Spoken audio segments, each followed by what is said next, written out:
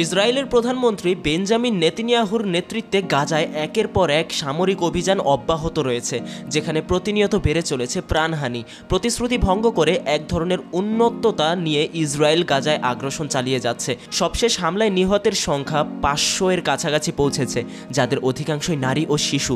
ফিলিস্তিনি জনগণের ওপর এই দমনপীড়ন এবং নিধনযজ্ঞের বিরুদ্ধে এবার পাল্টা পদক্ষেপ নিয়েছে হামাস। ফিলিস্তিনের স্বাধীনতাকামী এই সংগঠনটি এবার বিশ্বব্যাপী ইসরায়েল ও যুক্তরাষ্ট্রের দূতাবাসগুলোর সামনে গণবিক্ষোভের ডাক দিয়েছে। মঙ্গলবার প্রকাশিত এক বিবৃতিতে হামাসের পক্ষ থেকে বিশ্বের স্বাধীনচেতা সকল নাগরিককে ফিলিস্তিনের প্রতি সংহতি প্রকাশের আহ্বান জানানো হয়েছে। সংগঠনটি সবাইকে ঐক্যবদ্ধ হয়ে গাজার ইসরায়েলের গণহত্যার বিরুদ্ধে রুখে দাঁড়ানোর আহ্বান জানায়। এই কর্মসূচির অংশ হিসেবে বিশ্বজুড়ে মার্কিন ও ইসরায়েলি দূতাবাসের সামনে বিক্ষোভের আয়োজনের পরিকল্পনা করা হয়েছে।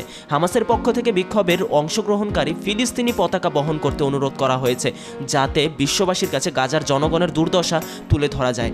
সংগঠনটি মনে করছে এই গণবিক্ষোভ ইসরায়েল ও যুক্তরাষ্ট্রের ওপর আন্তর্জাতিক চাপ সৃষ্টি করবে এবং তাদের আগ্রাসন থামাতে বাধ্য করবে। এদিকে হামাসের পাশাপাশি ইয়েমেনের হুতি বিদ্রোহী গোষ্ঠীও ইসরায়েল ও তার মিত্রদের বিরুদ্ধে প্রতিরোধ গড়ে তুলেছে।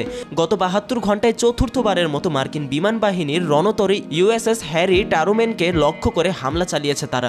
বিদ্রোহী গোষ্ঠীটির এক মুখপাত্র জানিয়েছে, এই হামলা ছিল যুক্তরাষ্ট্রের ইসরায়েলকে অব্যাহত সমর্থনের বিরুদ্ধে একটা পাল্টা প্রতিক্রিয়া।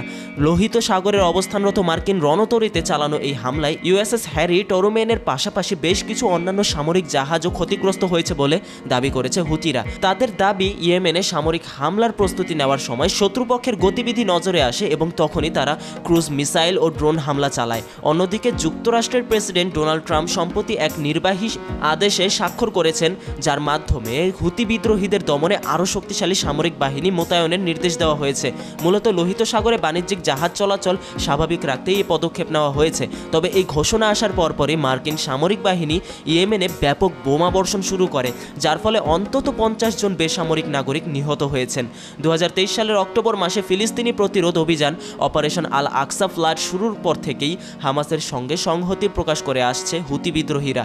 সংগঠনটির প্রধান আব্দুল মালিক আল হুতির নির্দেশে ইসরায়েলের বিভিন্ন গুরুত্বপূর্ণ স্থাপনায় একাধিকবার হামলা চালানো হয়েছে।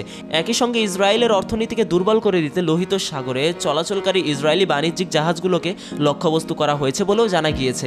এই পরিস্থিতি মধ্যপ্রাচ্যের সংঘাতকে আরও গভীর করে তুলেছে। একদিকে ইসরায়েল গাজায় তার আগ্রাসন অব্যাহত রেখেছে, অন্যদিকে হামাস এবং হুতি বিদ্রোহীরা প্রতিরোধ গড়ে তুলেছে, যা এই সংঘাতকে আরও বিস্তৃত ও জটিল করে তুলেছে। ইসরায়েল ও যুক্তরাষ্ট্রের ওপর আন্তর্জাতিক চাপ বৃদ্ধি করতে হামাসের ডাকা গণবিক্ষোভ কতটা কার্যকর হবে সেটি এখন দেখার বিষয়। তা কমেন্টে আপনি আপনার মতামত জানাতে পারেন। লাইক এবং ফলো করে সাথেই থাকুন জুম বাংলার।